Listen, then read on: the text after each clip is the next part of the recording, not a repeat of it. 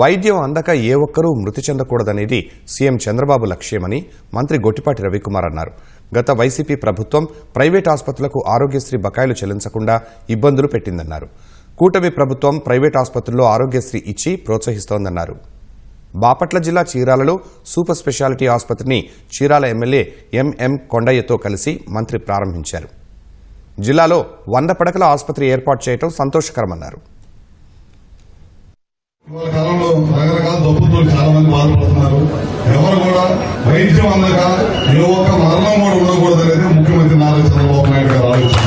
అదేవిధంగా ఆరోగ్యశ్రీకి సంబంధించి గత ప్రభుత్వం కోట్లాది రూపాయలు హాస్పిటల్స్ చెల్లించకుండా ఇబ్బంది పడ్డారు. వాటినన్నిటి కూడా ఫైనాన్షియల్ అవైలబిలిటీని బట్టి సౌలభ్యాన్ని బట్టి ఒక్కొక్క హాస్పిటల్కి చెల్లించుకుంటూ వెళ్తున్నామన్నమాట.